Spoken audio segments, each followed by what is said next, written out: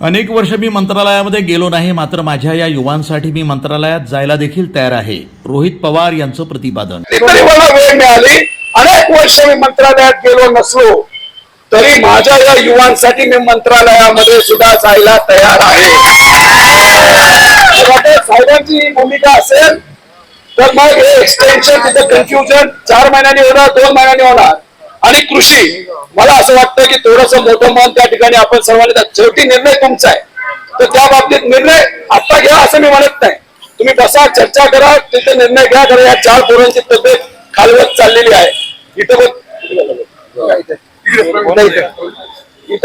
दोघं आहेत, प्रवीण पाटील, हे तब्येत डाऊन आहे. त्यांना पत्रकारांनी विचारलं काय वाटतं, ते म्हणते युवा त्यांच्या लढाईसाठी लढतात, आमचा पण पाठिंबा आहे.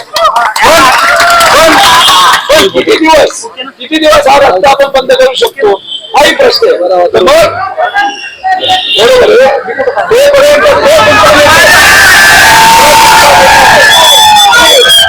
मी विनंती करतो आपण सर्वजण एकत्रित बसून काय करायचं, साहेबांबरोबर उद्या बैठक लावून 7 दिवसात मुख्यमंत्री उपमुख्यमंत्र्यांबरोबर बैठक लावायची असेल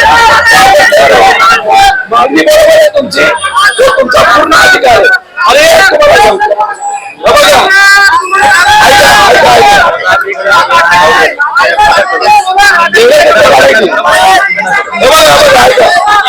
ऐका, तुम्ही सोशल मीडियावर जे काय मी करतो ते मीडियावर टाकत असतो. महाविकास आघाडीच्या काळामध्ये जे काय मला करता आलं ते मी मीडियावर टाकलं, तुम्ही त्याचा अभ्यास करा. मंडळ केलं तुमच्यासाठी प्रयत्न करण्यासाठी. त्यांना काल मंत्री कदाचित राजकीय काही कार्यक्रमामध्ये त्यांना ते दुसरीकडे असणार असे दादा आयोगामध्ये चंद्रकांत दादांनी सांगितलं तसं नाही. म्हणजे आयोगामध्ये माझं मत होतं की तुम्ही आधी जर मंत्री मुख्यमंत्री उपमुख्यमंत्र्यांना भेटला असता तर ते भेट नव्हता, डायरेक्ट तुम्ही आयोगामध्ये गेला. म्हणजे त्यांनीच भेट लावली.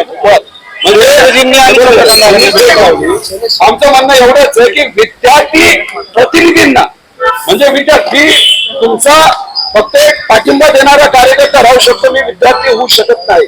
तसंच अभिमन्यू भाऊंचं, अभिमन्यू भाऊ भेटले, पण आपलं जे काल डेलिगेशन केलं होतं ते मुख्यमंत्री उपमुख्यमंत्र्यांना भेटलं नाही. तर साहेबांचं मत आहे